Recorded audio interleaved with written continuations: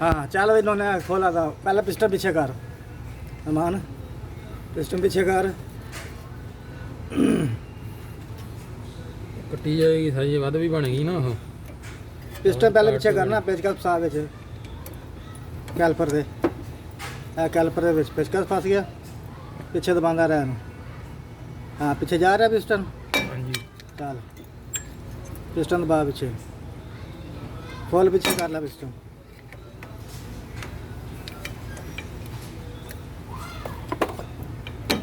सही पेचकस पा ना।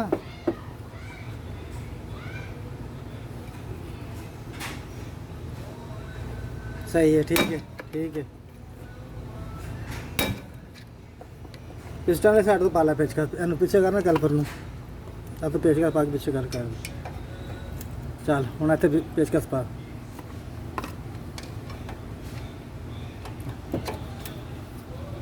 हाँ जा रहा पीछे पिस्टन। ਹਾਂਜੀ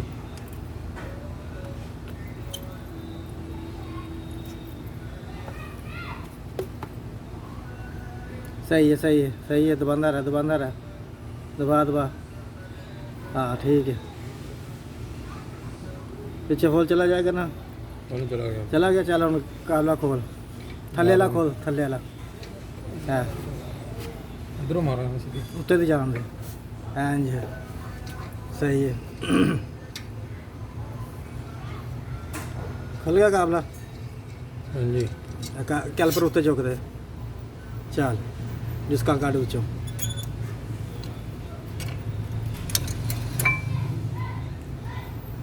ठीक है सही है। पीछे वाली काट नवी रिस्का लिया।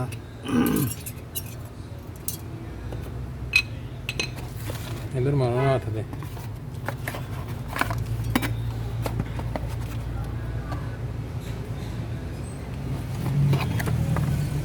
अब तो शापर ला दे।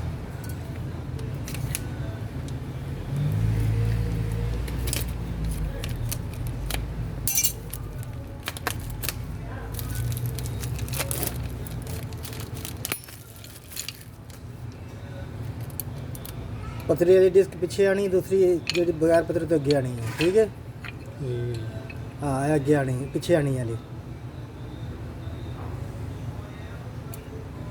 यदि पतरी ला पहले पीछे जी लगी और छोटी पतरी ला। ਇਧਰ ਇਧਰ ਮਾਰਿਆ ਕਰੋ ਨਾ, ਵਹਾਇਆ ਕਰੋ। ये है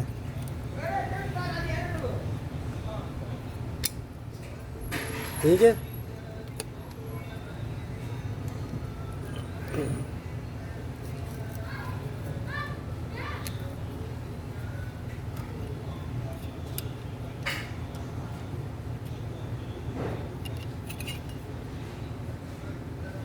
ਇਹ ਸਹੀ ਨਹੀਂ ਆ ਰਹੀ ਸਹੀ। क्यों नहीं सही आ रही है?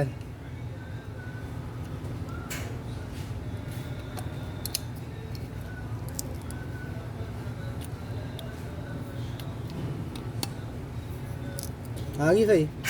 ਜੀ हाँ ठीक है। फसान गुलाई पीछे जानी है। हाँ जी सलाम रहमतुल्लाह। अगे लिप्सा ਪਿੱਛੋਂ ਕਰਕੇ ਬਣਾਓ ਮਾੜੀ, ਜਿਹੜੀ ਪਤਾ ਲੱਗੇ ਕਿੱਥੇ ਲੱਗੀ ਹੈ। चल ਮੈਂ ਇਧਰ ਮਾਰਨਾ, ਮੈਂ ਕੀ ਕਰ ਰਿਹਾ ਇੱਧਰ ਮਾਰਨਾ ਨਾ।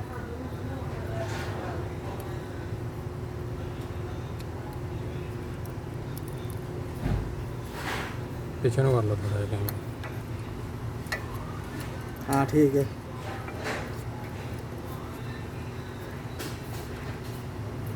लो जी इंज गमाश पैंदे ने। ठीक है जी, समझ आ गई।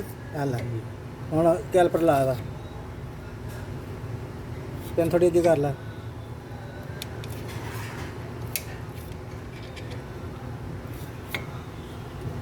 लो जी काबला लाओ।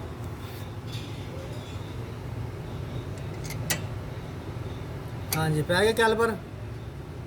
ਹਾਂਜੀ चलो टाइट करो काबला।